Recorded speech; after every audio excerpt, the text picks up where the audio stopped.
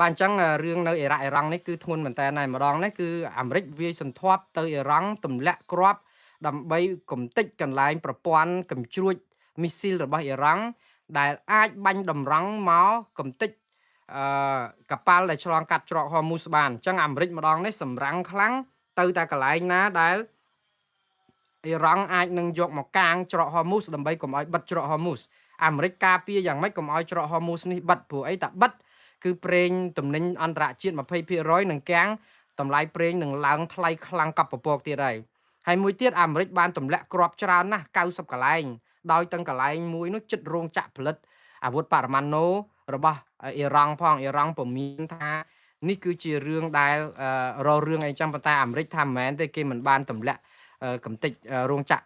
បរមាណូអគ្គិសនីអីរបស់អ៊ីរ៉ង់នៅឡើយទេគេប្រាប់ថានៅឡើយទេចឹងដូច្នេះវាអាចផ្ទុះដែរថ្ងៃក្រោយអ៊ុយក្រែនលេងម្ចាស់ដៃហើយនេះហ៊ានវាយកំទេចស្ពានដឹកភស្តុភារយោធារុស្ស៊ីនៅជិតក្រេមៀខ្លាំងមែនតើខ្ទេចអាស្ពានដឹកភស្តុភារហ្នឹងគឺថ្ងៃនេះអ៊ុយក្រែនលេងម្ចាស់ដៃហ្នឹងគឺកំទេចរថយន្តយោធារបស់រុស្ស៊ីអស់50គ្រឿងតែម្ដងដោយប្រើដល់ពេលដែលបំផ្លាញអាស្ពានដឹកភស្តុភារគឺសម្ភារៈជំនួយយោធារបស់យោធារុស្ស៊ីហ្នឹងនៅតំបន់ដែលស្ពានបើកចូលក្រេមៀណាក្រេមៀហ្នឹងគឺដីអ៊ុយក្រែនទេដំបូងឡើយតែក្រោយមករុស្ស៊ីរំលោភយកដាច់ភឹងតែម្ដងអញ្ចឹងនៅក្នុងនេះគឺអ៊ុយក្រែនបានបង្ហាញជំហររបស់ខ្លួនថាអត់ងាកថយទេអត់ថយក្រោយទេឥឡូវអ៊ុយក្រែនចាប់ផ្ដើមដាក់សម្ពាធរុស្ស៊ីវិញឲ្យចរចាមុនដំបូងរុស្ស៊ីដាក់សម្ពាធអ៊ុយក្រែនវាយសន្ធាប់រហូតឥឡូវកាលមុនគេអត់តដៃគេវាយទប់តែនៅក្នុងប្រទេសគេយើងគ្រាន់បើឥ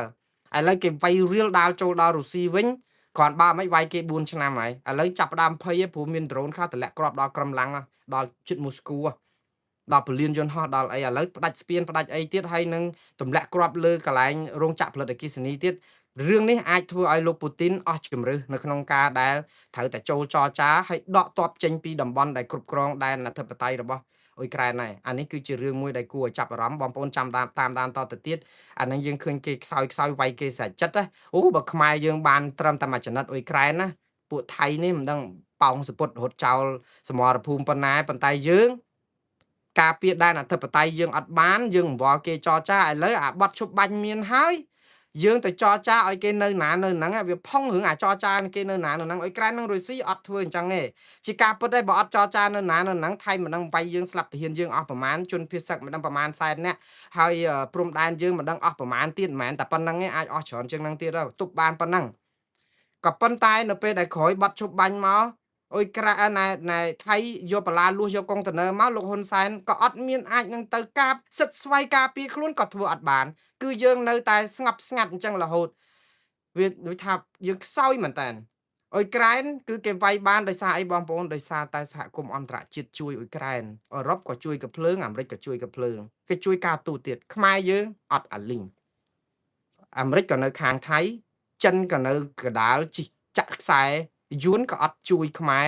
សហគមន៍អន្តរជាតិអត់មានណាថ្កោលទោសថៃអត់នៅខាងខ្មែរគឺឲ្យយើងដោះស្រាយគ្នាឯងដល់អញ្ចឹងទៅយើងវេទនាតាមពិតអ៊ុយក្រែននិងរុស្ស៊ីក៏អាមេរិកឲ្យដោះស្រាយគ្នាឯងដែរគ្រាន់តែថាដោះស្រាយគ្នាឯងគឺអាមេរិកហើយនិងអឺរ៉ុបជួយកាភ្លើងហើយទៅដល់ពេលមានលុយអ៊ុយក្រែនគេផលិតអាវុធខ្លួនឯងបានគេផលិតបានយូរហើយឥឡូវគេផលិតដ្រូនផលិតអីឥឡូវរុស្ស៊ីយ៉ាប់ហើយទាហានរុស្ស៊ីស្លាប់5លាននាក់ហើយសុំទោស5សែននាក់ហើយកន្លះលានបាទហើយយើងតាមដានរឿងនេះតទៅទៀតចោះរឿងអាមេរិកនេះវិញអត់ចប់សោះអាមេរិកកំពុងតែមានរឿងដែរគឺបាញ់គ្នាអត់ឈប់ជាមួយនឹងអ៊ីរ៉ង់ប៉ុន្តែម្សិលមិញនេះនិយាយទៅម្សិលមិញលោកត្រាំប្រកាសជាផ្លូវការថាផ្អាកព្រោះគម្រោងត្រូវទម្លាក់គ្រាប់យប់មិញឲ្យខ្ទេចអ៊ីរ៉ង់តែម្ដងប៉ុន្តែដល់ពេលគាត់ថាអូឥឡូវឈប់សិនផ្អាកទៀតហើយដោយសារតែមេដឹកនាំអ៊ីរ៉ង់ទេមកគាត់ផ្ទាល់ឬក៏សុំឈប់ទម្លាក់គ្រាប់សិនដើម្បីអីចរចាព្រោះគាត់ថាការចរចាហ្នឹងដល់ទីបញ្ចប់ហើយឥឡូវអ៊ីរ៉ង់គេថាគេព្រមហើយមានប្រទេសជាសាក្សីមានអារ៉ាប់រួមមានបារ៉ែនមានទួរគីមានស្អីច្រើនអូច្រើនណាស់លោកត្រាំគាត់ថាប៉ុណ្ណឹងទៅហើយអញ្ចឹងអាការចរចាបែបនេះគឺនឹងអាចបានផលយកទៅសញ្ញេអត់ទាន់សញ្ញេឡើយទេតែឈប់បាញ់សិនហើយទៅសញ្ញេនៅអឺរ៉ុបអត់ទាន់កំណត់ថ្ងៃអាចចុងសប្តាហ៍នេះឬក៏ឆាប់នេះអាហ្នឹងអ្វីដែលលោកត្រាំនិយាយណា ដូច្នេះយើងចាំមើលតទៅទៀតទៅព្រោះអីបាត់ឈប់បាញ់ក៏មានហើយហ្នឹងក៏នៅតែបាញ់គ្នាឥឡូវនេះអ៊ីរ៉ង់ថាព្រមអីអាមេរិកតតែអ៊ីរ៉ង់ឈប់ផលិតអាវុធបរមាណូហើយអ៊ីរ៉ង់ក៏ថាបរមាណូហ្នឹងផលិតហេតុអីក៏មិនបានបើអ៊ីស្រាអែលអីគេផលិតបានមកររឿងអីតែអ៊ីរ៉ង់អីចឹងទៅអញ្ចឹងវានៅប្រទាញបន្ទង់គ្នាប៉ុន្តែខ្ញុំចង់ជម្រាបជូនបងប្អូនថារឿងអត់ងាយចប់ទេតើតែជិតដល់ថ្ងៃបោះឆ្នោតនោះអាថ្ងៃ3ខែវិច្ឆិកាឆ្នាំ2026ចុងឆ្នាំនេះព្រោះបោះឆ្នោតនោះបោះឆ្នោតពាក់កណ្ដាលណាត់ទម្លាក់លោកត្រាំអញ្ចឹងរឿងនេះលោកត្រាំបើអូសឲ្យកាន់តែយូរកាន់តែចំណេញនយោបាយតែអ្នកដែលងាប់វិធានាគឺអ៊ីរ៉ង់ដែរជាមេដឹកនាំកម្ពុជារបស់ខ្មែរតែម្ដងគឺលោកហ៊ុនសែនគាត់បានចូលទៅក្នុងពិធីបុណ្យសពរបស់ម្ដាយលោកកឹមសុខាដល់គេហដ្ឋានទៅដុតធូបសំពះគោរពវិញ្ញាណក្ខន្ធម្ដាយលោកកឹមសុខាដែលជាចេតនាជាកាយវិការដ៏ថ្លាថ្លៃដ៏គួរឲ្យកោតសរសើរជាចំណុចវិជ្ជមានមួយដែលបង្ហាញអំពីសិលធម៌របស់មនុស្សមិនមែនមេដឹកនាំទេសិលធម៌របស់មនុស្សធម្មតាតែមានក្រុមគ្រួសារស្លាប់ដែលជាខ្មែរជាអីក៏ដោយគឺយើងទៅចូលរួមពិធីបុណ្យដើម្បីគោរពវិញ្ញាណក្ខន្ធជាទម្លាប់ប្រពៃណីដ៏ល្អផូរផង់របស់ខ្មែរទេហើយដែលឃើញថ្នាក់ដឹកនាំរបស់គណៈបកប្រជាជនកម្ពុជាគឺប្រធានគណៈបកប្រជាជនកម្ពុជានឹងក្នុងនាមជាប្រធានព្រឹទ្ធសភាផងគឺលោកហ៊ុនសែនដឹកនាំគណៈប្រតិភូមួយក្រុមមានទាំងអតីតរដ្ឋមន្ត្រីក្រសួងការពារជាតិកម្ពុជាលោកទាបាញ់ហើយនឹងលោកស្រីម៉ែនសំអនផងទៅចូលរួមគោរពវិញ្ញាណក្ខន្ធនឹងចូលបុណ្យសពរបស់ម្ដាយលោកកឹមសុខានេះគឺជាកាយវិការដែលជាវិជ្ជមានដែលខ្ញុំពិតជាសាទរហើយចង់ឲ្យមានព្រឹត្តិការណ៍បែបនេះឲ្យច្រើនទៀតព្រោះអីយើងកម្រឃើញថ្នាក់ដឹកនាំប្រទេសដែលឆ្លោះគ្នាយកគ្នាជាសត្រូវស៊ីសាច់ហុតឈាមហើយស្រាប់ដល់ពេលមានពិធីបុណ្យសពអីអញ្ចឹងអាចនឹងមកជួបធ្វើបុណ្យសពគ្រប់វិញ្ញាណក្ខន្ធអ្នកដែលចែកឋានទៅហើយនេះគឺជាសិលធម៌ដ៏ថ្លៃថ្នូរមួយរបស់ដូនតាខ្មែរតាំងពីអើយមកហើយយើងតែមនុស្សស្លាប់ហើយគឺយើងអហោសកម្មហើយខ្មែរយើងឆ្លោះគ្នាយើងឆ្លោះគោលនយោបាយយើងអត់ឆ្លោះគ្នាយកគ្នាជាសត្រូវស្លាប់រស់ទេនេះគឺជាការប្រាប់មកថាជាចំណុចល្អវិជ្ជមានហើយខ្ញុំសាទរហើយខ្ញុំកោតសរសើរថ្នាក់ដឹកនាំគណៈបកប្រជាជនកម្ពុជានិងប្រធានប្រសិទ្ធិគឺលោកហ៊ុនសែននិងគណៈបតិភូខាងគណៈបកកណ្ដាលអំណាចនឹងដែរដែលចូលទៅគោរពវិញ្ញាណក្ខន្ធបុណ្យសពរបស់ម្ដាយលោកកឹមសុខាកាយវិការថ្លាថ្លៃនេះក៏ជាការតបស្នងសងលោកកឹមសុខាវិញដែរព្រោះកាលគាត់នៅជាប់គុកគេធ្វើទុកបុកម្នេញគាត់យ៉ាងចាស់ដៃពីលោកហ៊ុនសែនក៏គាត់នៅតែទៅចូលរួមបុណ្យសពម្ដាយរបស់លោកហ៊ុនសែនដែរកាលពីប្រហែលឆ្នាំមុនគឺលោកយាយឌីប៉ុកហ្នឹងមិនអញ្ចឹងហ៎លោកបាទលោកយាយម្ដាយរបស់លោកហ៊ុនសែនពេលដែលទទួលអនិច្ចកម្មទៅហ្នឹងគឺលោកកឹមសុខាក្នុងនាមជាអ្នកដែលរងការធ្វើទុកបុកម្នេញពីលោកហ៊ុនសែនហ្នឹងក៏ទទួលបានការអនុញ្ញាតឲ្យទៅចូលជួបធ្វើពិធីបុណ្យគោរពវិញ្ញាណក្ខន្ធដុតធូបសំពះសពម្ដាយរបស់លោកហ៊ុនសែនដែរដូច្នេះការធ្វើដូច្នេះគឺជារឿងសិលធម៌គុណធម៌សុជីវធម៌សម្រាប់ខ្មែរគ្រប់រូបរួមទាំងមេដឹកនាំផងក៏ប៉ុន្តែរឿងដែលសំខាន់នៅទីនេះបើសិនជាលោកហ៊ុនសែនជ្រុលជាបន្ទាបខ្លួនបន្តិចទៅហើយក្នុងន័យថាអឺមកចូលរួមពិធីបុណ្យសពរបស់លោកកឹមសុខាចោះយើងមិនថែមបន្តិចទៀតទៅឲ្យកាន់តែប្រសើរជាងនេះល្អទេអញ្ចឹងហើយបានឃើញមតិប្រជាពលរដ្ឋជាច្រើនថាលោកហ៊ុនសែនបានចូលរួមបុណ្យសពម្ដាយលោកកឹមសុខាពលរដ្ឋបានស្នើថាកម្ពុជាលំមដល់វេលាផ្ដើមផ្សះផ្សាជាតិហើយកាយវិការដ៏ល្អបែបនេះកម្រឃើញណាស់ក៏ប៉ុន្តែកុំឲ្យជារបៀបសម្ដែងព្រោះប្រជាពលរដ្ឋចង់ឃើញការពិតវាជាអំពើថ្លៃថ្នូរសិលធម៌គុណធម៌ពិតហើយក៏ប៉ុន្តែដើម្បីឲ្យប្រជាពលរដ្ឋគិតថាថ្នាក់ដឹកនាំកម្ពុជាជាពិសេសប្រមុខដឹកនាំរដ្ឋាភិបាលកម្ពុជាឬប្រធានព្រឹទ្ធសភាលោកហ៊ុនសែនពិតជាមានចិត្តស្រឡាញ់សន្តោសប្រោះប្រណីមិនយកខ្មែរណាជាសត្រូវជាជាងការដែលគ្រាន់ទៅគោរពវិញ្ញាណក្ខន្ធគឺអាចធ្វើបន្ថែមទៀតគឺ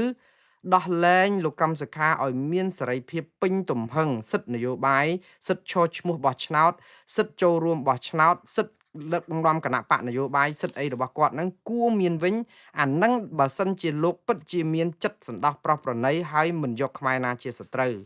បើសិនជាមិនធ្វើទេប្រជាពលរដ្ឋច្បាស់ជាគិតថានេះគឺជាសិល្បៈនៅក្នុងការសម្ដែង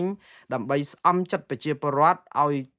ធូរចិត្តមួយគ្រាក៏ប៉ុន្តែនៅតែដំបៅទ្រូងព្រោះអីហាក់បីដូចជាឃើញស្ថានភាពល្អក៏ពិតមែនហើយប៉ុន្តែលោកកឹមសុខា អ្នកណាដែលរងការធ្វើទុកបុកម្នេញជាងគេគឺលោកកម្មសខាហើយអ្នកណាដែលធ្វើទុកបុកម្នេញលោកកម្មសខាគឺលោកហ៊ុនសែនដែលចូលរួមបុណ្យសពរបស់លោកកម្មសខានោះឯងដូច្នេះបងប្អូនប្រជាពលរដ្ឋគិតថាណាហើយបើលោកហ៊ុនសែនចេះអញ្ចឹងលោកកម្មសខាក៏គាត់ច្បាស់ជាចេះអហោសិកម្មដែរព្រោះលោកធ្លាប់និយាយហើយថាអ្នកណាប្រព្រឹត្តអំពើបាបកម្មអីមកលើលោកមិនទៅចងពៀចងអីទេប៉ុន្តែសូមឲ្យកុសលកម្មដែលនៃការប្រព្រឹត្តហ្នឹងទទួលផលតាមអឺកម្មនឹងអីចឹងទៅតែយ៉ាងណាលោកមិនចងពៀចងអាឃាតបែបនេះវាជាការល្អដែលធ្វើឲ្យបង្ហាញថាលោកហ៊ុនសែនគួរតែដល់ពេលវេលាឲ្យលោកកម្មសខានឹងមានសិទ្ធិនយោបាយត្រឹមត្រូវចូលរួមប្រកួតការបោះឆ្នោតឃុំសង្កាត់ឬក៏ការបោះឆ្នោតជាតិនៅខាងមុខនេះកុំឲ្យចងដៃចងជើងហើយដកហូតសិទ្ធិសេរីភាពរបស់គាត់ការដែលឲ្យលោកកម្មសខាចេញពីផ្ទះពីជាប់គុកមកនៅក្រៅនេះគឺជាទង្វើដ៏ល្អមួយហើយចេតនាកាយវិការល្អមួយហើយក៏ប៉ុន្តែយើងមិនអាចទៅលែងចាប់ពីទ្រង់មកឲ្យនៅក្រៅទ្រង់ហើយយកកស៊ូកងយកមកចងសัตว์ស្លាប់ចាប់ទាំងពីរ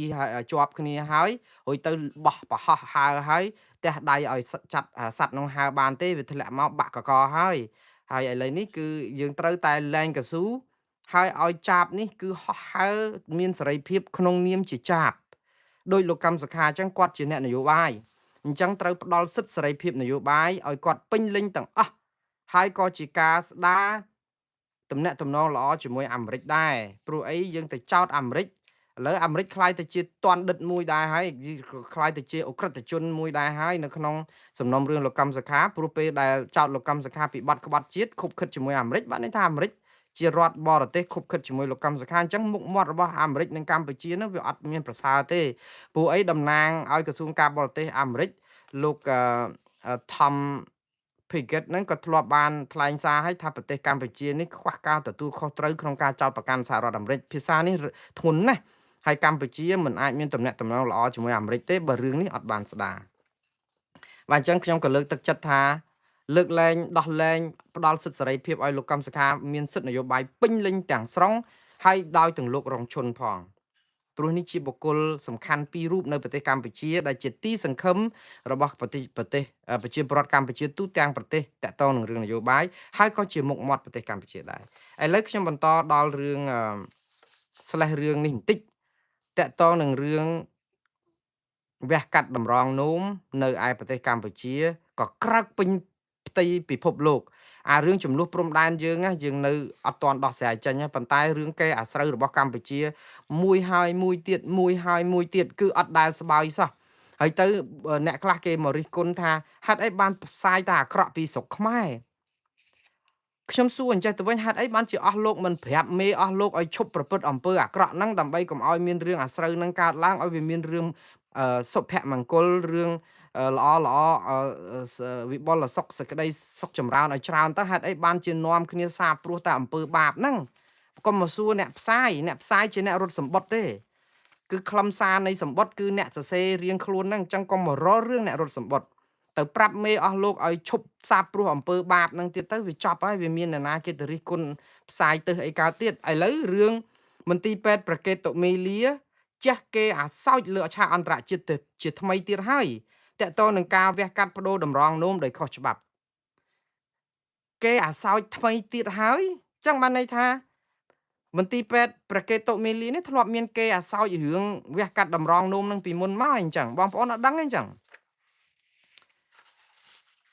មុននឹងចូលដល់រឿងនេះគឺខ្ញុំដកស្រង់សារព័ត៌មានពិភពលោកម្ដងនេះគឺជប៉ុនស្រោចទាំង Japan Time ទាំង Asahi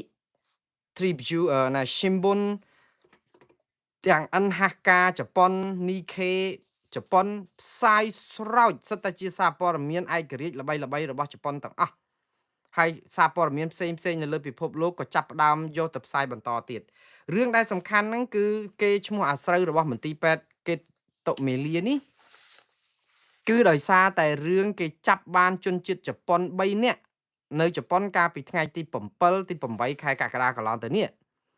ដោយចោទប្រកាន់ជនជាតិជប៉ុន3រូបនេះដែលបើកជាក្រុមហ៊ុន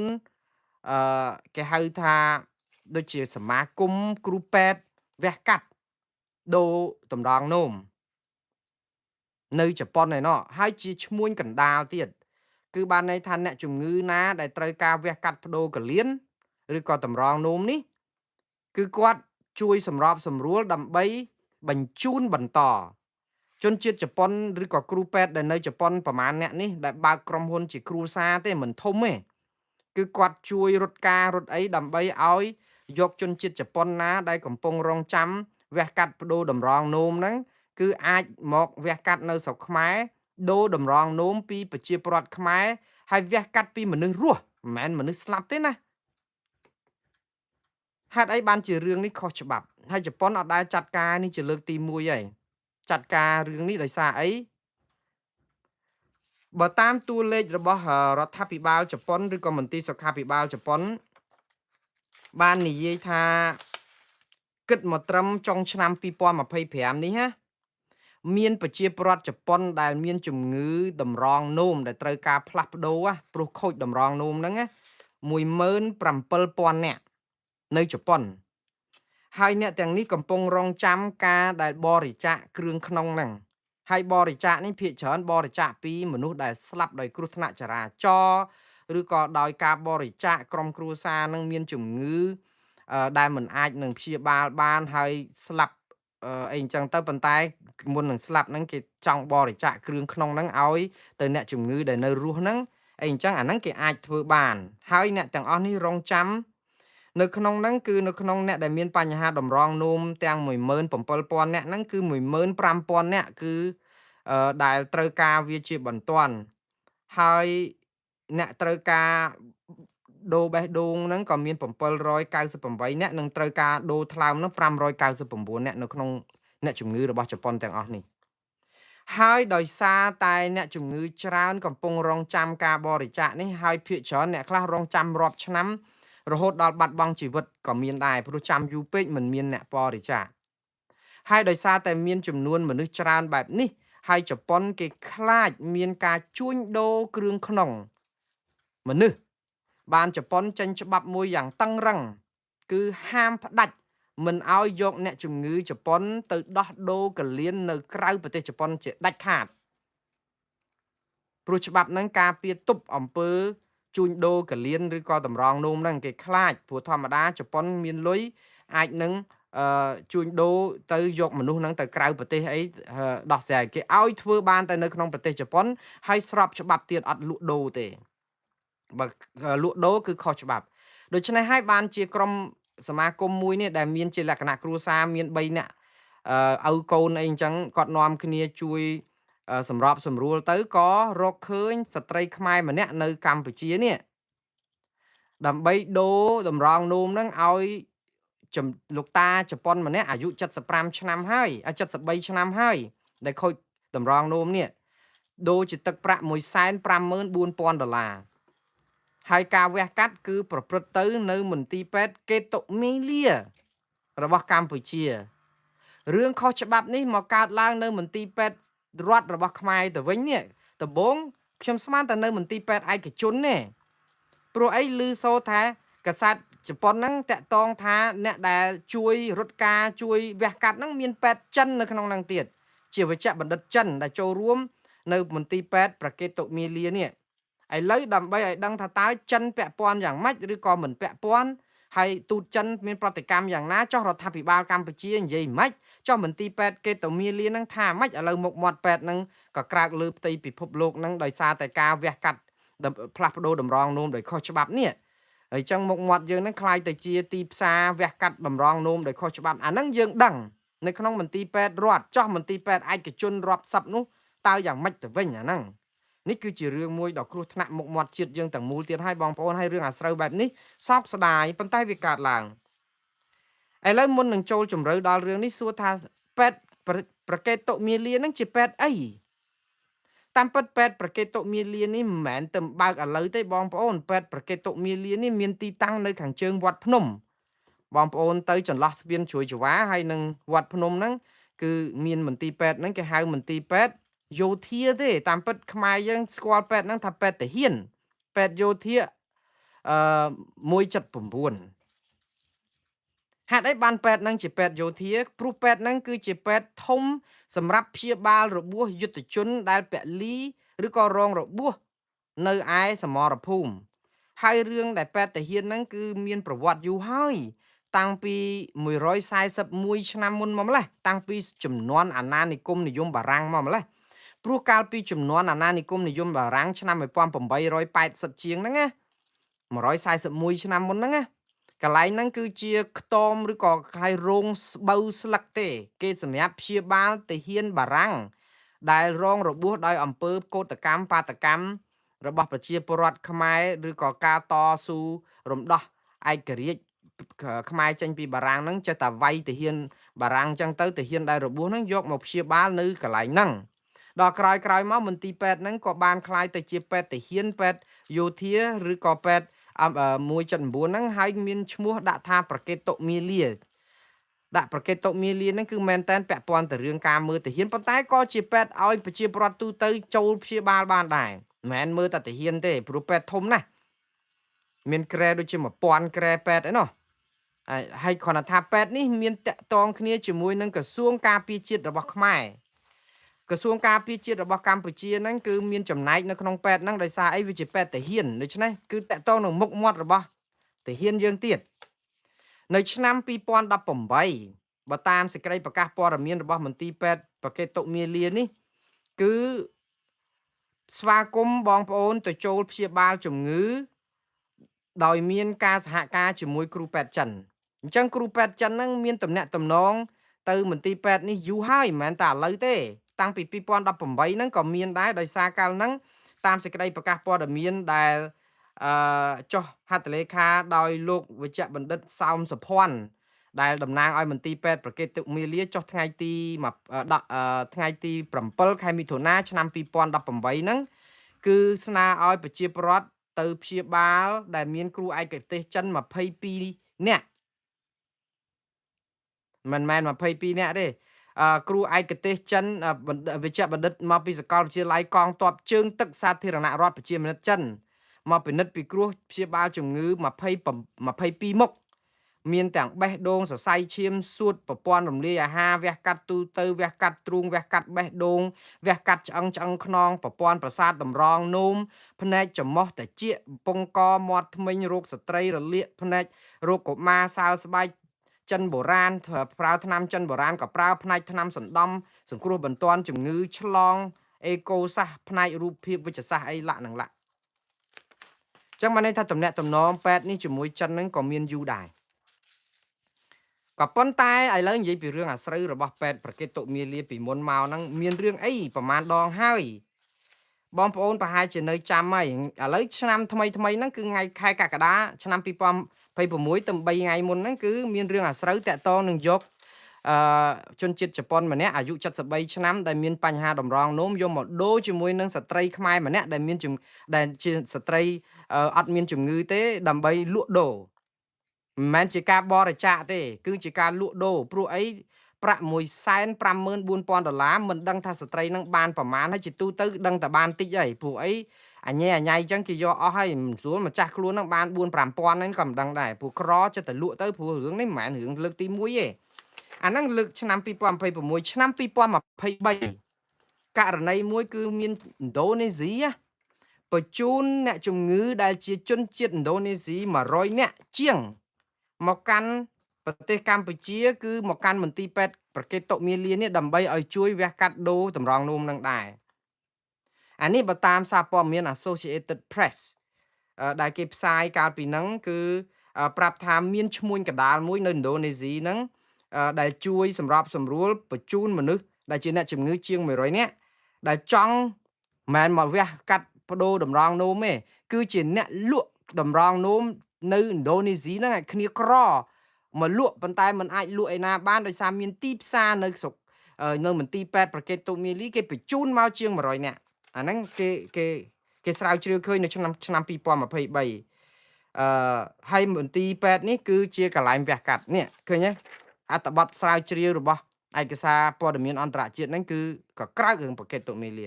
អាហ្នឹងរឿងឆ្នាំ2023ឆ្នាំ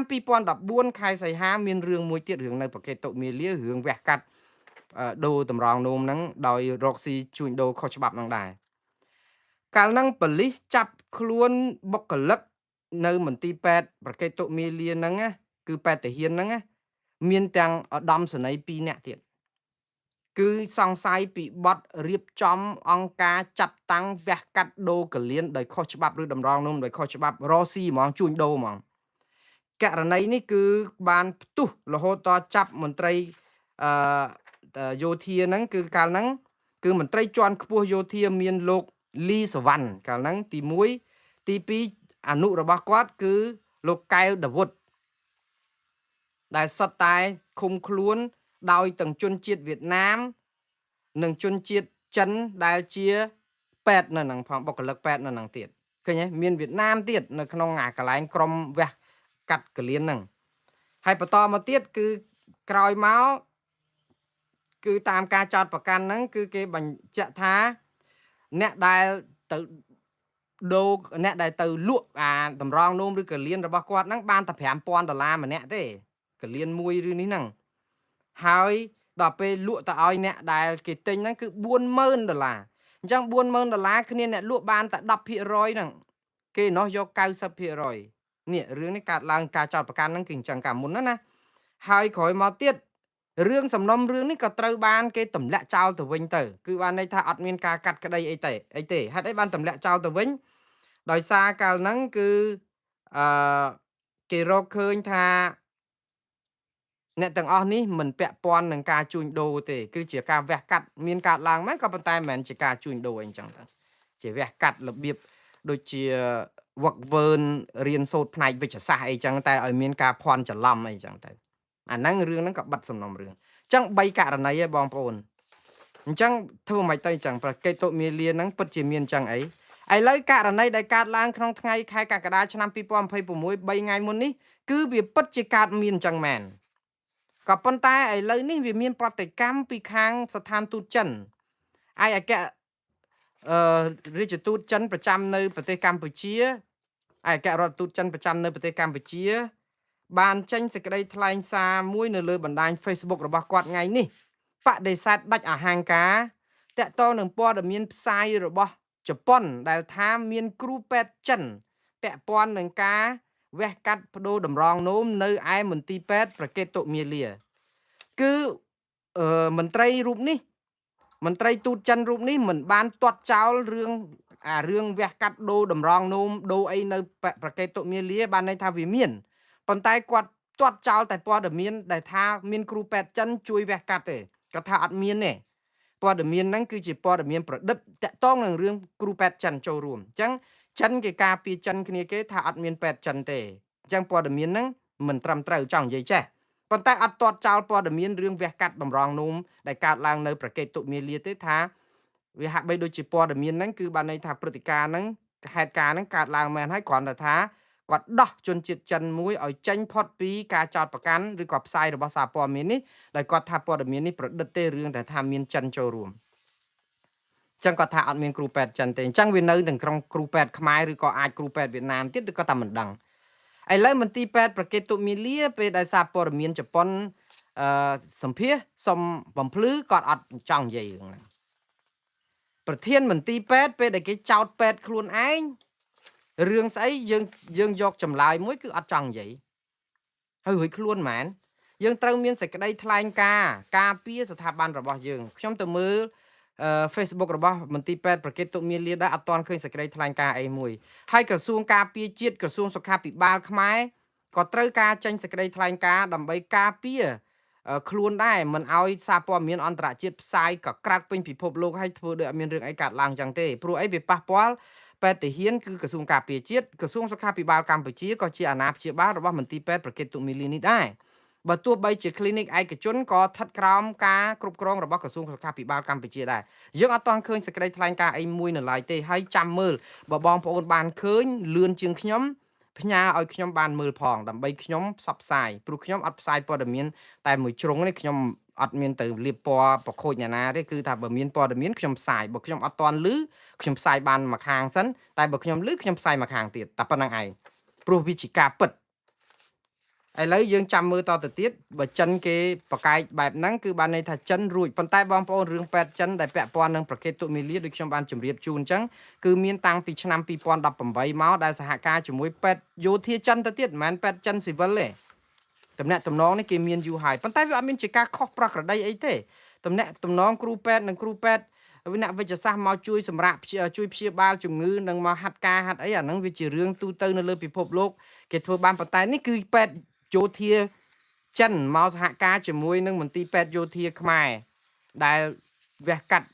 ដូរតម្រងនោមអីមានតាំងពីឆ្នាំ2018មកម៉េះហើយរឿងតម្រងនោមនេះណាច្បាប់កម្ពុជាក៏មានចែងដែរគឺជាអំពើខុសច្បាប់ការដែលផ្លាស់ប្ដូរតម្រងនោមដោយដោះដូរជាលុយកាក់គឺជាអំពើខុសច្បាប់ហើយជាប់ទោសអ្នកដែលប្រព្រឹត្តអំពើនេះគឺជាប់ទោសដល់ទៅ20ឆ្នាំឯណោះយើងមានច្បាប់តាច្បាប់ហ្នឹងគឺយើងបានធ្វើរួចហើយកម្ពុជាមានដែរប៉ុន្តែគ្រាន់តែថាការអនុវត្តច្បាប់នេះចាំមើលគាត់អនុវត្តមិនជាមួយមន្ត្រីឬក៏គ្រូពេទ្យដែលពាក់ព័ន្ធនៅក្នុងរឿងនេះយើងចាំមើលថាតើនេះជាលើកដំបូងដែលឃើញកម្ពុជាអនុវត្តច្បាប់របស់ខ្លួនដែលបានអនុម័តរួចទៅហើយដែរឬយ៉ាងណាបាទឥឡូវខ្ញុំឆ្លេះរឿងនេះត្រឹមប៉ុណ្ណេះសិនបងប្អូនឥឡូវចូលដល់ព័ត៌មានបន្ទាប់ទៀតគឺតកតងនឹងមួយទសវត្សដែលគ្មានយុត្តិធម៌ពិតប្រាកដអ្នកគាំទ្រនៅតែបន្តទាមទាររកយុត្តិធម៌ចំពោះឃាតកម្មលោកបណ្ឌិតកែមលីបាទយើងដឹងហើយខួបលើកទី10នៃ10ឆ្នាំនៃឃាតកម្មលើលោកបណ្ឌិតកែមលីឃាតករដែលបាញ់សម្លាប់លោកបណ្ឌិតកែមលីនៅតែរកមិនឃើញហើយមានឃាតករសបនិមិត្តមួយទៀតដោយករណីលោកជាវិជាដែរលោកជាវិជានិងលោកតបានបនសំណាងនឹងសុកសំអឿនណាចាប់ពីអ្នកលឿងមកសាង1ម៉ោងដាក់គុកគ្នារាប់ឆ្នាំដោយលោកហេងពៅចាប់គេដាក់មកដើម្បីបិទបាំងការពិតនឹងកុំឲ្យនេះហ្នឹងឥឡូវបាបប្រកម្មគាត់ក៏តែមិនដឹងលោកហេងពៅនឹងជាប់គុករហូតឥឡូវតបានចាញ់ដែរដែលជាមេប៉ូលីសក្រុងកាលពីមុននោះឥឡូវនេះគឺលោកបនសំណាងសុកសំអឿនដែលជាឃាតករសបនិមិត្តនឹងក៏ក្រើកពេញផ្ទៃអន្តរជាតិគេធ្វើជាខ្សែវីដេអូឯកសាររបស់អង់គ្លេសគេផ្សព្វផ្សាយពេញពិភពលោកទេនិយាយពីរឿងដែលយើងបង្កើតព្រឹត្តិការណ៍ដើម្បីស្អំចិត្តទៅយកមនុស្សដែលមិនដឹងការអីហ្នឹងយកមកដាក់ទោសដាក់អីឥឡូវឲ្យបនសំណាងសុកសំអឿនរួចពីពន្ធនាគារមកអត់មានសងគ្នាមករៀលជាប់គុក 4-5 ឆ្នាំតើទេហើយគ្នាក៏តែមិនហ៊ានប្តឹងហ្នឹងហើយនីតិរដ្ឋយើងហ៎ហើយឥឡូវមកដល់រឿងលោកបណ្ឌិតកែមលីពឹបមកចេញជួបសម្រាប់អឿតអាងចេញមកអ្នកណាក៏គេថាអឿតអាងនេះជាឃាតករសបនិមិត្តយកមកដាក់ហើយឥឡូវទៅមើលអាវីដេអូកាមេរ៉ាដែលគេថតមកពេលដែលលោកអឿតអាងរត់ចេញមកទៅតែប្រហែលជាប្រហែលឆ្នាំមុននេះអាញាធរបញ្ចេញវីដេអូហ្នឹងក៏ជាកំបិតចិត្តដងទៀតពេលដែលលោកអឿតអាងរត់ចេញពីអាកន្លែងនេះហ្នឹងគឺថតចុះថតឡើងស្បែកជើងគាត់ហ្នឹងមានអាឆ្នូតសមួយនៅពីក្រោមស្បែកជើងពាក់ហ្នឹងស្រាប់ដល់ពេលចាប់បាននៅប៉ូលីសថតមកចេញស្បែកជើងខ្មៅក្រឹបមកអត់មានឆ្នូតឬក៏គេទឹមដូរឬក៏គេទឹមអីយើងអត់ដឹងតែប៉ូលីសអត់បានបញ្យល់អីទាំងអស់ទុកឲ្យប្រជាពលរដ្ឋមន្ទិលហើយឆ្ងល់ដូច្នេះគេសង្ស័យតាំងពីអញ្ចឹងថារឿងនេះគឺជាឃាតករសបនិមិត្តទេឃាតករពិតហ្នឹងគឺមិនមែនជាលោកអឿតអាងនឹងជួបសម្លាប់ទេហើយមានលោកស្អីឈ្មោះភ្លេចឈ្មោះគាត់បាត់ហើយសុំសិទ្ធិច្រកកោននយោបាយនៅប្រទេសស្វីសដូចជាលោកនៀកពាន់សួងនៀកពាន់នេះមិនដឹងខ្ញុំសុំទោសភ្លេចឈ្មោះគាត់ធ្លាប់និយាយប្រាប់ថាមិនមែនទេឃាតករពិតហ្នឹងគឺលោកឈ្មោះកងវិទូឯណានោះតែរឿងនេះគឺមិនស៊ីជម្រៅប៉ុណ្ណាព្រោះអាជ្ញាធរគេបិទសំណុំរឿងហ្នឹងត្រឹមហ្នឹងបាត់ទៅហើយតែយើងនេះគ្រាន់តែជារឿងការលើកឡើងរបស់លោកនៀកពាន់ហ្នឹងដែលលោកធ្លាប់ជាប់ពន្ធនាគារលោកថាទៅជួបសម្លាប់ហ្នឹងដែលប្រាប់គាត់ថាមិនពិតអីណាប៉ុន្តែរឿងនេះវាគ្រាន់តែជាការលើកឡើងរបស់លោកនៀកពាន់ទៅតាមការដែលគាត់មិនមានអ្នកណាទៅផ្ទៀងផ្ទាត់ឬស្រាវជ្រាវស៊ើបអង្កេតអីលម្អិតទៀតទេដូច្នេះអាជ្ញាធរថាលោកអឿតអាងជួបសម្លាប់ហ្នឹងគឺជាឃាតករតែម្នាក់គត់អីចឹងទៅអញ្ចឹងសំណុំរឿងហ្នឹងបាត់ទៅហើយអញ្ចឹងយុត្តិធម៌អត់មាននៅឡើយទេអញ្ចឹងថ្ងៃនេះយើងឃើញប្រជាពលរដ្ឋដែលជាអ្នកតំណាងឲ្យអង្គការសង្គមស៊ីវិលជាច្រើនបានចូលទៅដាក់កម្រងផ្កាគោរពវិញ្ញាណក្ខន្ធសពលោកបណ្ឌិតកែមលីនៅឯស្តុបបូកូកន្លែងដែលគេធ្វើឃាតលោកហ្នឹងគឺមានតំណាងសហជីពច្រើនណាស់មានកញ្ញាឈឹមស៊ីធមានលោកអាត់ធុនមានលោកណែវុនពៅអ្នកស្រីយ៉ាងសុភ័ណ្ឌឬអ្នកសំខាន់នៅក្នុងអង្គការសង្គមស៊ីវិលឯករាជ្យហ្នឹងចូលទៅ នាំគ្នាបង្ហាញអំពីការនៅរំលឹកនឹកគុណហើយនឹងចង់រកយុត្តិធម៌ជូនលោកបណ្ឌិតកែមលីដែរអូខ្ញុំភ្លេចជម្រាបជូនបងប្អូនដែរតាក់ទងនឹងរឿងអ្នកដែលចូលទៅដាក់កម្រងផ្កាឬក៏គ្រប់វិញ្ញាណក្ខន្ធសពម្ដាយរបស់លោកកឹមសុខាមិញនេះគឺមានអង្គការសង្គមស៊ីវិលមានតំណាងគណៈបកនយោបាយជាច្រើនគួរឲ្យកត់សម្គាល់ដែរជាពិសេសគឺក្រុមគណៈបកប្រឆាំងឬក៏គណៈបកដែលស្របជាមួយនឹងរដ្ឋាភិបាលហ្នឹងគឺក៏ចូលដែរតែគួរឲ្យកត់សម្គាល់ភាគច្រើនគឺតំណាងគណៈបកប្រឆាំង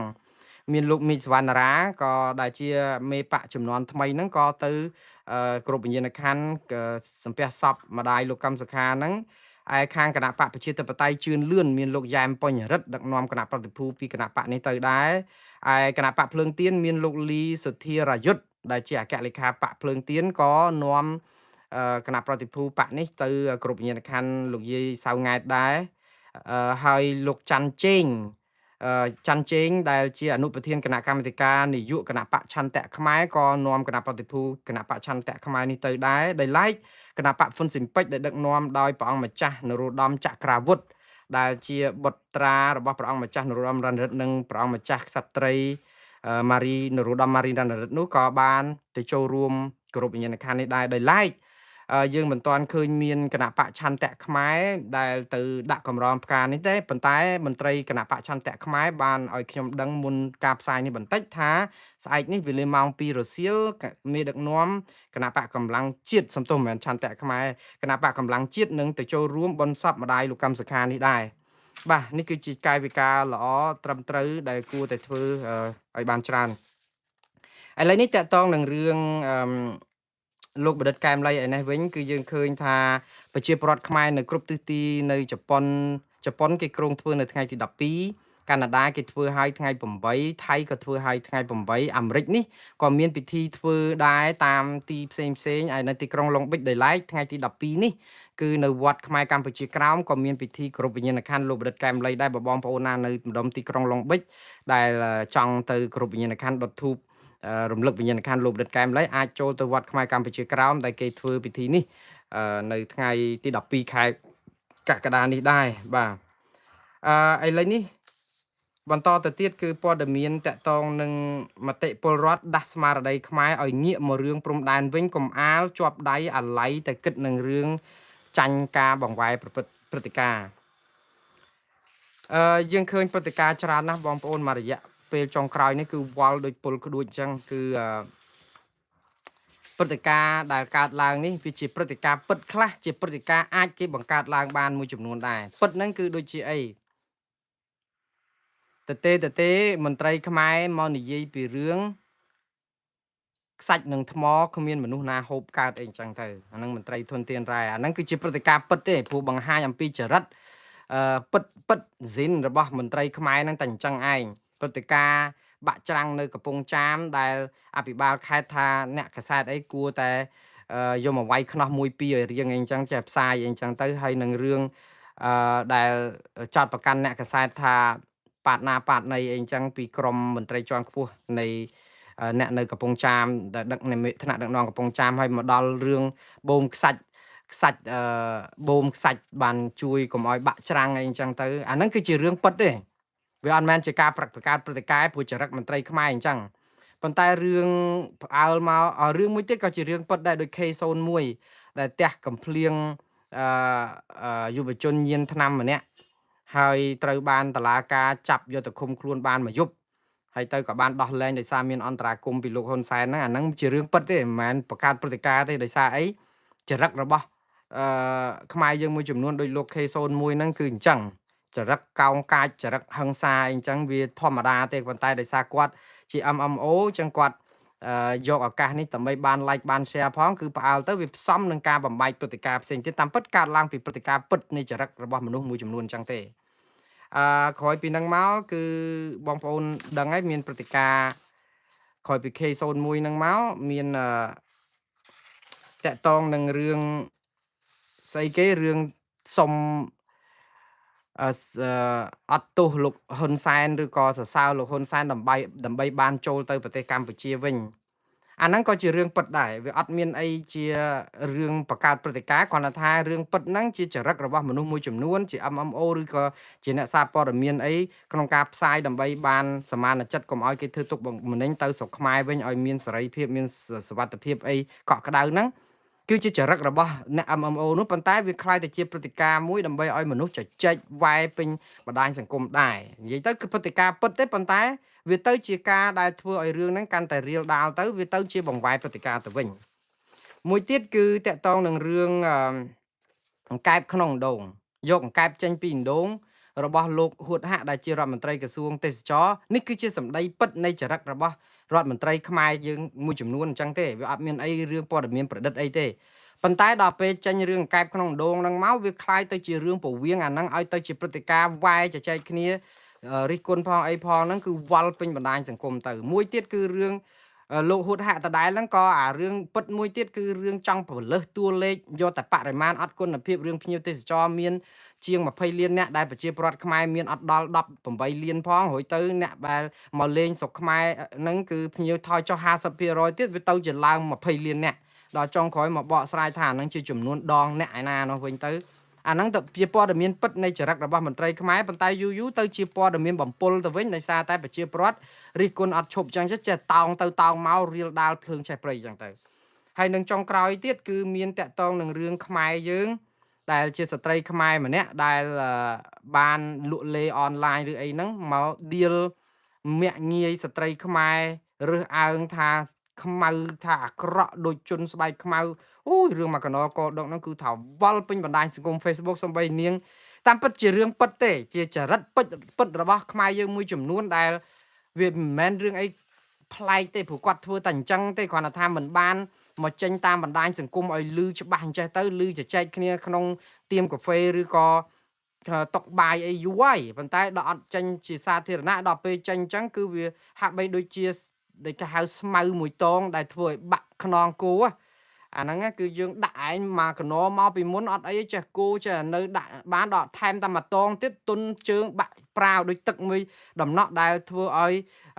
ដាក់ទៅលើកែវដែលមានទឹកពេញព្រៀបទៅហើយហៀកពុបខ្ចាយតែម្ដងអញ្ចឹងទៅក៏ររឿងជជែកគ្នាសុំទោសយ៉ាងម៉េចក៏តាមមិនសុកក៏មិនអីនៅវាយឥឡូវអត់ទាន់ឈប់ទេហើយជារឿងទាំងអស់នេះคล้ายទៅជាការបង្វែរព្រឹត្តិការណ៍ដែរអញ្ចឹងហើយបានជាមានខ្មែរយើងបងប្អូនយើងក៏ណែនាំដែរថាសុំឲ្យផ្អាកអាការវល់តាមព្រឹត្តិការណ៍ដែលគេអាចនឹងបង្កើតឡើងបែបនេះខ្លះដែរហ្នឹងគឺឲ្យវិលមកនិយាយពីរឿងព្រំដែនខ្មែរ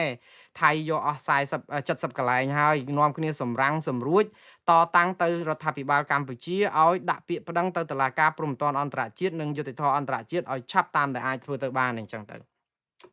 បាទខ្ញុំជឿថាសំណុំពររបស់ប្រជាពលរដ្ឋនេះជាសំណុំពរសមស្របដែរទេព្រោះអីរឿងមួយចំនួននេះវាកើតឡើងជា allergy ទេប៉ុន្តែកុំអូសវាឲ្យលើសពីអ្វីដែល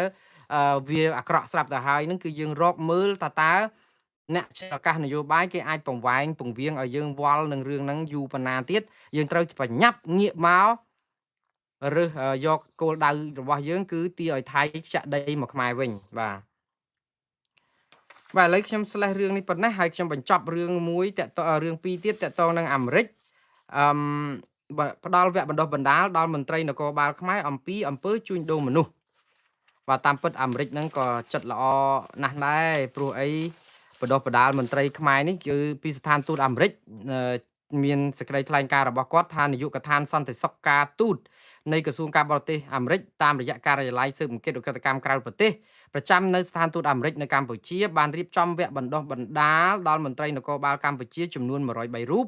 ស្ដីពីការយល់ដឹងអំពីការជួញដូរមនុស្សបច្ចេកទេសសម្ភាសការស្វែងរកជនបន្លំអត្តសញ្ញាណនិងសុវត្ថិភាពរបស់មន្ត្រីវគ្គបណ្ដុះបណ្ដាលទាំងនេះជួយពង្រឹងភាពជាដៃគូឲ្យកាន់តែស៊ីជម្រៅរវាងស្ថានទូតអាមេរិកនិងសមត្ថកិច្ចអនុវត្តច្បាប់កម្ពុជាដើម្បីប្រយុទ្ធប្រឆាំងនឹងការជួញដូរមនុស្សការពង្រឹងសន្តិសុខព្រំដែននិងកសាងសមត្ថភាពអនុវត្តច្បាប់ឲ្យមាននិរន្តរភាពបាទនេះគឺជាការល្អជាឆន្ទៈល្អរបស់អាមេរិកជួយគ្នាទៅកម្ពុជាត្រូវការអ្នកឯកទេសជំនាញច្រើនពីក្រៅប្រទេសដើម្បីជួយបំពាក់បំពន់មន្ត្រីយើងដែរ ហើយមិនខាតបង់ទេបើគេជួយក៏រឹតបន្តឹងចំណងតាក់ទងល្អរវាងអាមេរិកនិងខ្មែរដែរប៉ុន្តែបើអាមេរិកគេបោះដៃលូកទៅពង្រឹងហើយយើងនឹងក៏ដូរផ្សះផ្សាស្ដារសិទ្ធិមនុស្សប្រជាធិបតេយ្យដោះលែងកញ្ញាសេងធីរីអីមកព្រោះគាត់ជាខ្មែរអាមេរិកដែរដើម្បីចង់ស្អំអានឹងឲ្យប្រសើរព្រោះរឿងអាមេរិកគេចង់ទៅជួយយើងទេឲ្យតែយើងជួយខ្លួនឯងហើយគឺរឿងអាមេរិកជួយអូស្ត្រាលីជួយកាណាដាជួយនេះខ្ញុំស៊ាំហើយខ្ញុំបកប្រែមន្ត្រីទាំងអស់នេះទៅបង្រៀនមន្ត្រីខ្មែរ25ឆ្នាំហើយបងប្អូនអត់ទៅមុខទេនៅតែប៉ុណ្្នឹងឯងព្រោះវាមិនមែនជាការគេខំប្រឹងជួយយើងទេគឺវាមកប្រព័ន្ធដឹកនាំរដ្ឋយើងដែលមានអំពើពុករលួយប្រព័ន្ធខ្វះវិមជ្ឈការខ្វះអភិបាលកិច្ចល្អខ្វះនីតិរដ្ឋរំលោភសិទ្ធិមនុស្សបំផ្លាញប្រជាធិបតេយ្យទាំងអស់នេះមន្ត្រីខ្មែរបំពាក់បំពន់រៀនហែងឡើងពេញខួរក្បាលយ៉ាងណាក៏ទៅអនុវត្តស្អីអត់កើតដែរព្រោះប្រព័ន្ធយើងវាធ្វើឲ្យកញ្ញាញ់ខួរមន្ត្រីអស់លោកនឹងខំប្រឹងដាច់ខ្យល់ស្លាប់ក៏អត់ទៅយកជំនាញនឹងទៅប្រើប្រាស់អីបានដែរវាហាក់បីដូចជាដាវមុតក្នុងស្រោមបងប្អូនយកទៅដាក់នៅក្នុងស្រោមយកទៅចាក់ស្អីគេកើតវាស្រោមនឹងវារុំដាវនឹងទៅឲ្យមិនអាចធ្វើអីកើតទេតោះតែយើងកែប្រែគោលនយោបាយថ្នាក់ជាតិរបស់យើងឲ្យល្អហើយមន្ត្រីខ្មែរមិនល្ងងជាងមន្ត្រីបរទេសទេខួរក្បាលខ្មែរមិនល្ងងក្នុងការគ្រាន់ណាប្រយុទ្ធប្រឆាំងការជួញដូរមនុស្សមិនចេះដែរទេខ្វះស្អីគេរៀនអនឡាញគេរៀនពីបច្ចេកវិទ្យាពីស្អីក៏បានដែរឥឡូវនេះអ្នកណាក៏រៀនចេះដែរប៉ុន្តែចេះនឹងយកមកធ្វើអីបើយើងនិយាយអីក៏មិនបានធ្វើអីក៏មិនកើតពុកលលួយពេញទឹកពេញដីមនុស្សក្រិនខួរក្បាលហើយបណ្ឌិតបញ្ញវន្តកវីអ្នកមានជំនាញអីក៏ធ្វើការអត់កើតដែរព្រោះគេមិនចង់ឲ្យយើងធ្វើកើតទេព្រោះធ្វើកើតទៅយើងជួញដូរមនុស្សយើងទៅចាប់មន្ត្រីនៅរដ្ឋាភិបាលដាក់គុកហ្នឹងសុទ្ធតែជាមន្ត្រីរបស់គណៈបកប្រជាជនកម្ពុជាហ្នឹងយកគុកឯណាដាក់ដូច្នេះវាអត់ទេអស់លោកដែលចូលរៀនវគ្គបណ្ដុះបណ្ដាលជាមួយអាមេរិកហ្នឹងក៏ជាប់ប្រឡាក់ប្រឡោះជាមួយនឹងតែមន្ត្រីរដ្ឋាភិបាលមកធ្វើអីក៏តែមិនកើតដែរខ្ញុំរៀនបណ្ដុះបណ្ដាលជាមួយមន្ត្រីប៉ូលីសមន្ត្រីគ្រប់ជាន់ថ្នាក់ក្រសួងមហាផ្ទៃក្រសួងការពារជាតិក្រសួងស្អីក៏ខ្ញុំចូលអស់ដែរជាអ្នកបកប្រែខ្ញុំបកប្រែតាំងពីស៊ើបការសម្ងាត់តាំងពីឆ្លប់យកការតាំងពីអីខ្ញុំដឹងទាំងអស់ដោយសារខ្ញុំជាអ្នកបកប្រែមន្ត្រីកាណាដារដ្ឋអាជ្ញាកាណាដាមន្ត្រីប៉ូលីសអូស្ត្រាលីមន្ត្រីសហព័ន្ធអង់គ្លេសមកអស់ហើយបកប្រែខ្ទេចខ្ទីអស់ហើយមន្ត្រីហ្នឹងពេលបាយគាត់មកប្រាប់ខ្ញុំថាអូនអើយមករៀនឲ្យតែផុតទេបានតែសញ្ញាបត្រនឹងក៏មកវលីហើយតែយើងទៅធ្វើអីក៏មិនកើតដែរព្រោះប្រព័ន្ធដឹកនាំរដ្ឋវាអញ្ចឹងអាហ្នឹងគាត់និយាយ25ឆ្នាំមុនមកម្ល៉េះតែឥឡូវហ្នឹងគឺវាអត់មានអីប្លែកទេអញ្ចឹងហើយបានថាដើម្បីឲ្យប្រព័ន្ធនេះល្អគឺគេជួយចេះក៏ជាការល្អយកទៅប៉ុន្តែបងប្អូនខ្ញុំជម្រាបបងប្អូនឲ្យតាមត្រង់ខ្មែរយើងក៏ប្រកែដែរគ្មានខ្មែរណាទៅល្ងងចាញ់ជាតិសាសន៍ណាទេយើងមើលទៅឃើញមន្ត្រីខ្មែរយើងដូចជាល្ងឹតល្ងងមិនមែនទេមន្ត្រីខ្មែរបញ្ញវន្តខ្មែរបណ្ឌិតខ្មែរឆ្លាតដូចតែគេអញ្ចឹងបងប្អូនតែគេធ្វើឲ្យយើងល្ងងខ្លៅគេធ្វើយើងឲ្យយើងភ្លីភ្លើរបៀបដឹកនាំរដ្ឋធ្វើឲ្យយើងល្ងងខ្លៅភ្លីភ្លើប្រើមកធ្វើមើលរៀងលេតាមពិតគាត់ចេះណាស់មកចូលសិក្ខាសាលាធ្វើបទបង្ហាញជាភាសាអង់គ្លេសទៅពន្យល់មនុស្សនៅខាងក្រៅប្រទេសតំណាងឲ្យជាតិខ្មែរបានមកកណោតែពេលចូលទៅវិញធ្វើអត់កើតតែម្ដងព្រោះប្រព័ន្ធដឹកនាំរដ្ឋយើងធ្វើឲ្យយើងក្រិនកញ្ញាញ់ខួរហើយកុំបន្ទោសមន្ត្រីយើងប៉កែមានច្រើនណាស់តែយើងធ្វើអត់បានយើងនិយាយចេញមកភ្លាវឲ្យគេជេរហ្មងសួរថាលោកអឹងអៀវអឹងអៀងអីហ្នឹងគាត់ល្ងងមែនអត់ល្ងងទេបងប្អូនមនុស្សសិតតែរៀនមានថ្នាក់បណ្ឌិតថ្នាក់បរិញ្ញាថ្នាក់អនុបណ្ឌិតអីសឹងតែគ្រប់គ្នានៅគ្រប់ក្រសួងមន្ទីរទាំងអស់លោកទាំងអស់ហ្នឹងឆ្លាតជាងយើង100ដងណោះខ្ញុំនិយាយត្រង់ឆ្លាតជាងយើង100ដងប៉ុន្តែធ្វើល្ងងដើម្បីឲ្យបន្ស៊ាំខ្លួននឹងឲ្យល្ងងដូចមេដឹកនាំដែលបើមេដឹកនាំធ្វើរៀងល្ងងដល់ពេលថ្នាក់នយោបាយកឋានអីទៅធ្វើចេះអ្នកនាំពីអីមកធ្វើចេះជាងថ្នាក់ដឹកនាំនិយាយមកគេស្ដាប់ទៅមើលឃើញមេដឹកនាំកំពូលអន់បាត់ហ៎អញ្ចឹងឲ្យអន់ស្តៀងគ្នាដើម្បីឲ្យប្រជាពលរដ្ឋមើលមកអញ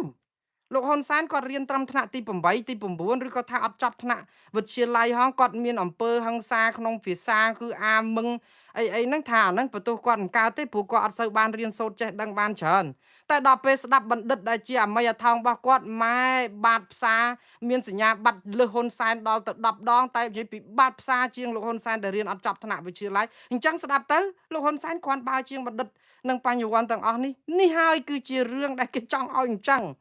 គេចង់ឲ្យកុំឲ្យអាហ្នឹងយើងដូចថាខ្មែរយើងនៅពីដើមនៅពេលដែលមានកូនកំមុំអីរៀបការអីចឹងគេយកកូនកំមុំសាច់កដូចថាប្រឹមប្រៃស្អាតមកអញ្ចឹងទៅរកអ្នកកំដរណាដូចជាសបុលមិនសូវជ្រះដូចកូនកំមុំអីអញ្ចឹងដើម្បីឲ្យវាមានគេកលេចមកឃើញកូនកំមុំដាច់ lịch thluបើទៅយកអ្នកណាមកឲ្យសវល់ជ្រះភ្លឹងទៀតទៅខ្លាចមើលកូនកំមុំហ្នឹងទៅដូចជាមិនសូវឃើញទៅឃើញអ្នកកំដរដូចជារៀងសម្ផស្សផោផង់ប្រសើរអស្ចារ្យជាងតារាឯកក្នុងពេលអញ្ចឹងទៅគេចេះតែរើសយកអ្នកនេះមកតែឥឡូវហ្នឹងកំណត់ហ្នឹងដូចរៀងដូរហើយសំបីរៀបការហ្នឹងគេយកភ្លឹងអញ្ចឹងទាំងអស់គ្រប់គ្នាអញ្ចឹងដែរប៉ុន្តែនេះគឺជារឿងអាចដូចថាខ្ញុំមែនតើទៅខ្ញុំសរសើរនៅសិល្បៈនៅក្នុងមន្ត្រីខ្មែរយើងនៅក្នុងការធ្វើឲ្យប្រជាពលរដ្ឋជេរប៉ុន្តែបងប្អូនជេរបងប្អូនស្ដីឲ្យមន្ត្រីអស់លោកនៅស្រុកខ្មែរហ្នឹងមិនមែនល្ងងទេណាមន្ត្រីនៅក្នុងគណៈបកប្រជាជនកម្ពុជានេះគឺជាធនធានមនុស្សដ៏មហាសាលខ្ញុំនិយាយពិតបងមិត្តភ័ក្ដិខ្ញុំច្រើនណាស់មិត្តភ័ក្ដិខ្ញុំ99%សប្ថ្ងៃហ្នឹងមិត្តភ័ក្ដិខ្ញុំណាអ្នករៀនជាមួយគ្នាចប់នៅសាលាភាសាបរទេសឬក៏នៅកន្លែងផ្សេងទៀតដែលជាមិត្តភ័ក្ដិជាកូនសិស្សខ្ញុំដែលជាប៉កែមានបណ្ឌិតមានអីទាំងអស់ប៉កែជាងខ្ញុំ10ដងទៅ100ដងទៀតអស់លោកកំពុងតែធ្វើការឲ្យគណៈបកប្រជាជនកម្ពុជាទៅសប្ងៃហើយខ្ញុំនៅគោរពពួកគាត់ប៉កែណាស់បងប្អូនប៉ុន្តែគេធ្វើឲ្យខួរក្បាលគាត់ហ្នឹងទៅជាមនុស្សលេលើលប់សតិអស់តែម្ដងដោយសារអីគេអត់ឲ្យធ្វើអីឲ្យធ្វើទៅម៉ាយកទៅសងតែស្កអាជ័យធ្លាក់ទឹកហើយអើទៅព្រោះអត់ឲ្យធ្វើប្រសើរជាងថ្នាក់ដឹកនាំទេថ្នាក់ដឹកនាំប៉ុណ្ណឹងណែឯងកុំមកលូតខ្ពស់ពេកតែលូតខ្ពស់ពេកស្ដាប់ទៅថ្នាក់ដឹកនាំដែលនិយាយបាតផ្សារ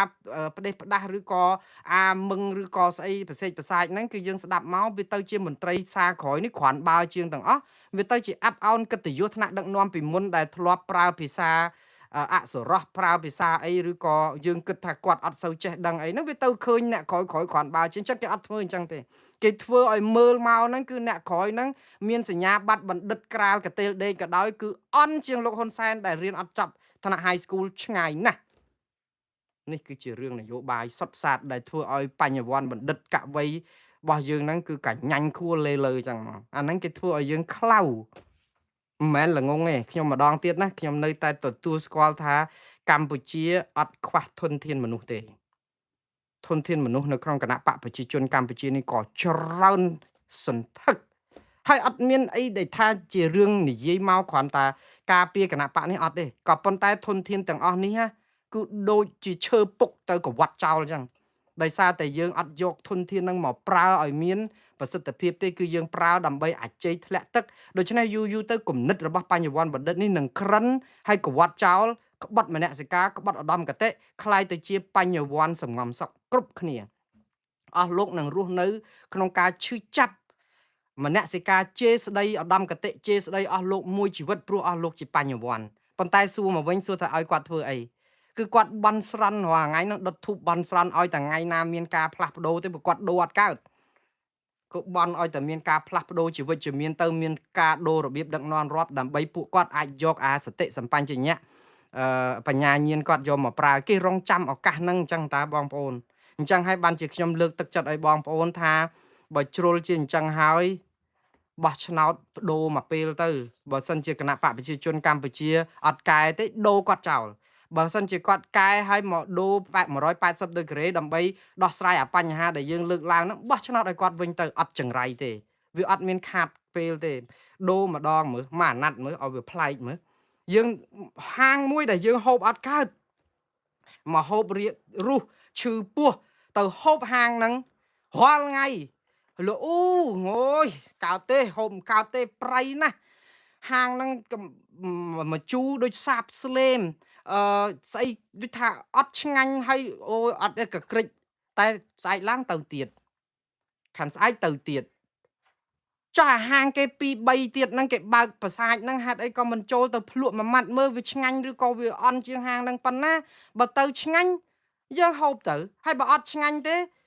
មកហាងវិញហើយមកប្រាប់ម្ចាស់ហាងផងកែយើងស្រឡាញ់ចង់ចូលហូបហាងហ្នឹងក៏ប៉ុន្តែកុំធ្វើកក្រិចចឹងខ្ញុំជប់មក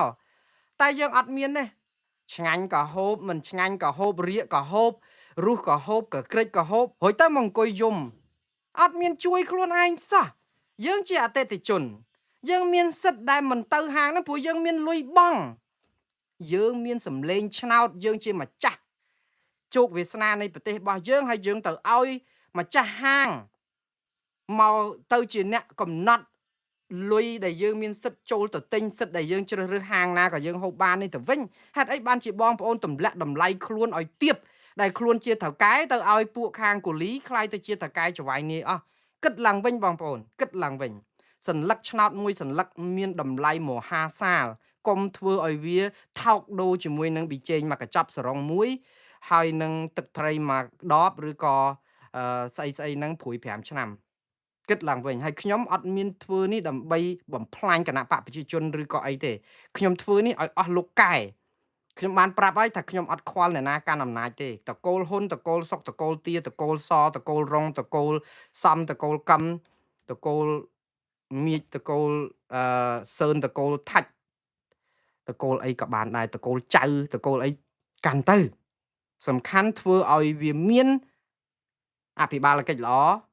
នីតិរដ្ឋដូចគេស្នើអញ្ចឹងសេដ្ឋកិច្ចយើងធ្លាក់ហើយដោយសារយើងក៏ជឿធ្លុះអញ្ចឹងឥឡូវយើងកែអាហ្នឹងមកបានយើងទៅរួចហើយគណៈបកណាដែលកែធ្វើឲ្យគេទៅសប្ថ្ងៃនេះយើងអត់ដឹងគណៈបកណាដែលអាចធ្វើល្អជាងគណៈបកប្រជាជនកម្ពុជាទេមិនអញ្ចឹងឯគណៈបកប្រជាជនកម្ពុជាគេនឹងនិយាយថាទៅបោះឆ្នោតឲ្យអ្នកណាបើអ្នកនឹងមិនដែលកាន់ប្រទេសទេមិនបានដឹងថាគេកាន់មិនកើត